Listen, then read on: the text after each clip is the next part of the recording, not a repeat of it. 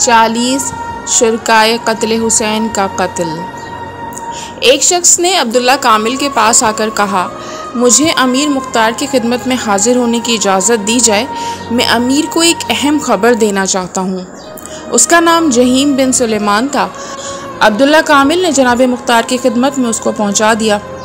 उसने बयान किया कि मैं नान भाई हूँ और आले मोहम्मद सल्लल्लाहु अलैहि वसल्लम का दोस्तदार हूँ। मेरे मकान में एक दुश्मन अहले बैत रहता है। उसकी एक नहायत हसीन और जमील कनीज़ा है जो मुझसे बहुत मोहब्बत करती है। वो अरसे से हुसूल मकसद की कोशिश कर रही है, लेकिन मैंने गुनाह से अपना दामन दागदार नहीं होने दिया। आजकल वो मेरी दुकान से बहुत रोटियां ले जाया करती है। मुझे शुबा हुआ तो मैंने उससे पूछा कि तेरा मालिक इन दिनों इतनी रोटियां क्यों मंगाता रहता है। उसने हेले हवाले करके टालना चाहा। मैंने पूछा, क्या बहुत से मेहमान आ गए हैं? उसने कहा, नहीं। मैंने पूछा, फिर ये रोटियां क्या होती हैं? वो कुछ जवाब ना दे सकी। आखिर मैंने उससे कहा कि अगर तू सच सच बता देगी तो मैं तेरे मालिक से तुझे ख़रीद कर अपने पास रख लूँगा। यह सुनकर वो खुश हो गई। बोली, बहुत खुफिया बात है, मैं तुमको तो बता ही देती हूँ, मगर तुम किसी से ना कहना। उसने कहा, बयान करो और इत्मीनान रखो। उसने कहा, मेरे मालिक के पास आजकल 40 कातिलाने हुसैन आए हैं और घर के अंदरूनी हिस्से में पोशीदा हैं। उनमें से कोई बाहर नहीं निकलता। वो लोग बसरा भाग जाने का इरादा रखते हैं और वक्त और मौके की तलाश में हैं ताकि भाग कर मुसअब बिन जुबैर के पास पहुंच जाएं। उन्हीं के लिए ये रोटियां ले जाया करती हूँ। जनाब मुख्तार ये सुनकर बहुत खुश हुए। अब्दुल्ला कामिल, अबू उमर कीसान, हाजिब व शार बिन शार को फ़ौज का एक दस्ता देकर उनकी गिरफ्तारी के लिए भेजा।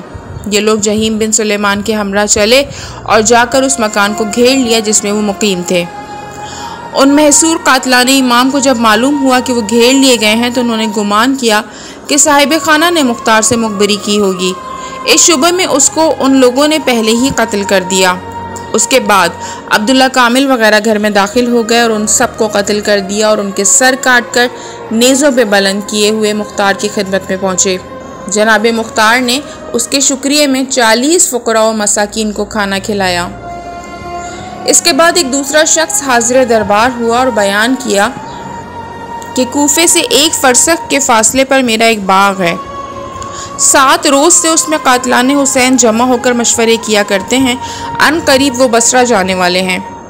ये सुनते ही जनाब मुख्तार ने हज़रत इब्राहीम, अब्दुल्ला कामिल, अबू उमरा और हाजिब को हुक्म दिया कि इस मर्द के हमरा जाकर इन मलूनों को कत्ल कर दें।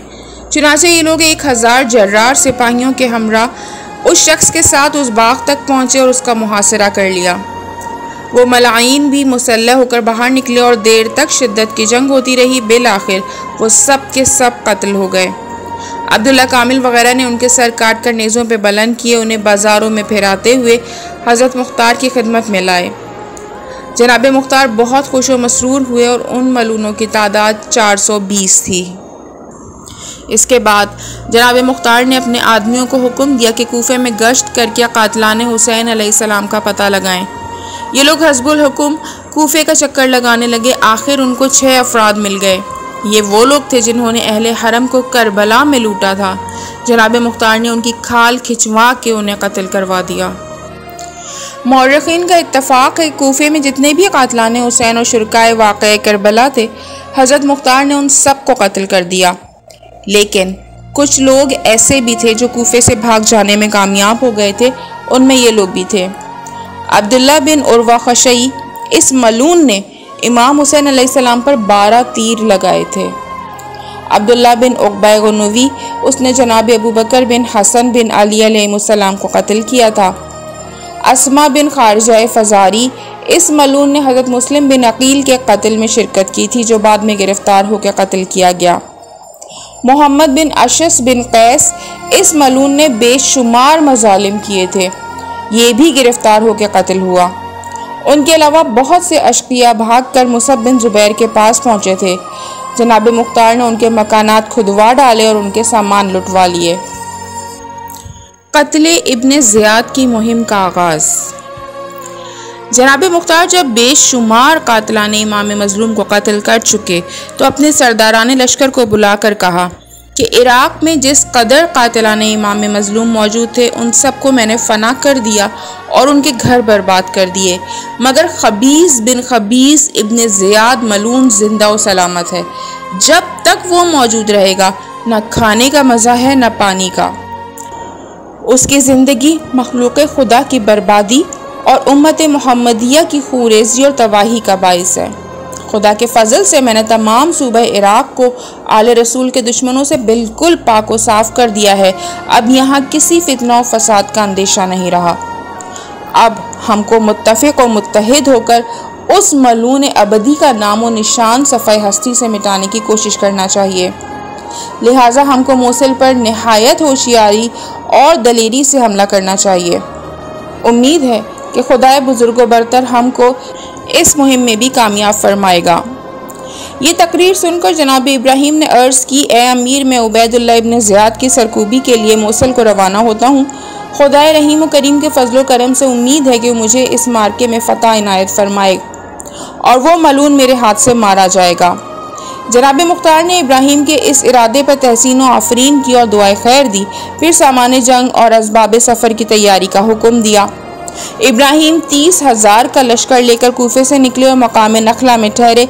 जनाब मुख्तार इब्राहिम के पास जब तक वो वहाँ ठहरे थे रोज़ाना सलाह मशवरे के लिए जाते रहे। अहले कूफा भी इब्राहिम को विदा करने नखला में जमा हो गए थे। जब इब्राहिम वहाँ से कूच करने लगे तो तमाम अहले शहर ने गिरिया उजारी शुरू की और सब ने खुदावंद करीम के हुजूर में बखलूस दिल उनकी फ़तह और कामयाबी की दुआएं की। जनाब मुख्तार एक बुलंद मकाम पे खड़े हुए लश्कर का मुलाहिजा कर रहे थे। लश्कर गिरोह दर गिरोह मोसिल को जा रहा था और तमाम लश्कर के आगे बगर्ज़ फ़तह और नुसरत जनाब अमीरुल मोमिनीन अलैहिस्सलाम की कुर्सी थी, जो एक ऊँट पर बार थी, जिसका एहतराम जनाब मुख्तार बहुत करते थे और बहुत मुतबर्रिक समझते थे। सबके पीछे जनाब इब्राहिम थे। जब मुख्तार के करीब पहुँचे, दोनों सरदार बाहम बगलगीर हुए और मुख्तार ने उनको फ़तह और फिरोज़ी की दुआएं देकर रुखसत किया।